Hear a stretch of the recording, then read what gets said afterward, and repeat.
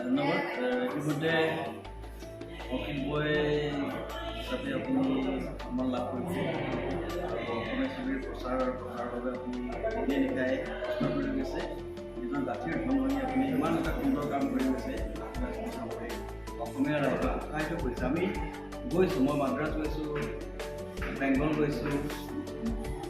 বিভিন্ন ঠাই মই গৈছোঁ তাত দেখোঁ যিসমূহ লোকেল চিনেমা তাৰ প্ৰতিখন ৰাজ্যৰ যিসমূহ চিনেমা ৰিলিজ হয় সেইবিলাক সেইদিনাখন ৰিলিজৰ শুনি আহে সমূহ ৰাইজে মানে লোকেল হলিডে পৰ্যন্ত দিয়ে লোকেল পৰ্যন্ত দিয়ে গতিকে আমাৰ ইয়াতো সেইটো হওক সমূহ অসমবাসী ৰাইজে আহক অসমীয়া ছবি চাওক আৰু অসমীয়া ছবিৰ উদ্যোগটো যিহেতু মাজতে বিভিন্ন কাৰণত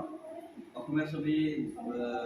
প্ৰায় লোকচানত পৰিছিলে প্ৰযোজকসকলে যিহেতু যদি লোকচানেই হয় তেনে ছবি কেনেকৈ বনাব আৰু আমি কেনেকৈ আমি ছবিসমূহ চাবলৈ পাওঁ গতিকে সমূহ অসমবাসী ৰাইজক মই অনুৰোধ জনাইছোঁ সকলোৱে আহক এতিয়া সুন্দৰ সুন্দৰ অসমীয়া ছবি নিৰ্মাণ হৈ আছে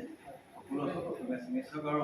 আপোনাক বিশেষকৈ ধন্যবাদ জ্ঞাপন কৰিছোঁ আপুনি নিস্বাৰ্থভাৱে অসমীয়া ছবিৰ প্ৰচাৰ আৰু প্ৰসাৰৰ বাবে কাম কৰি গৈছে দিল্লীকে গতিকে পুনৰ আপোনালৈ আমি শ্ৰদ্ধা জ্ঞাপন কৰিছোঁ আৰু এই ক্ষেত্ৰতে আমি আমাৰ অসমৰ বিভিন্ন কোণত এতিয়াও চিনেমা গৃহ নাই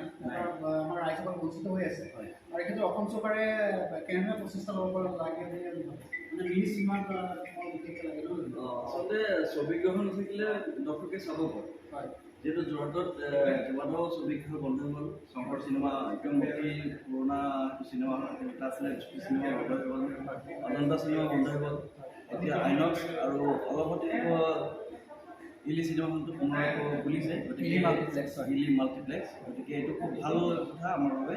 যিহেতু ছবিগৃহ নহ'লে ছবিখন চলাব পাৰোঁ আৰু অসমীয়া ছবি এতিয়া চলাবলৈ দেখোঁ আমি দুদিন তিনিদিনৰ পিছতে কেতিয়াবা ছবিখন বন্ধ কৰি দিওঁ আৰু এতিয়াতো যিসমূহ ছবি নিৰ্মাণ হৈছে তাৰ বাজেটসমূহ বহুত বাঢ়ি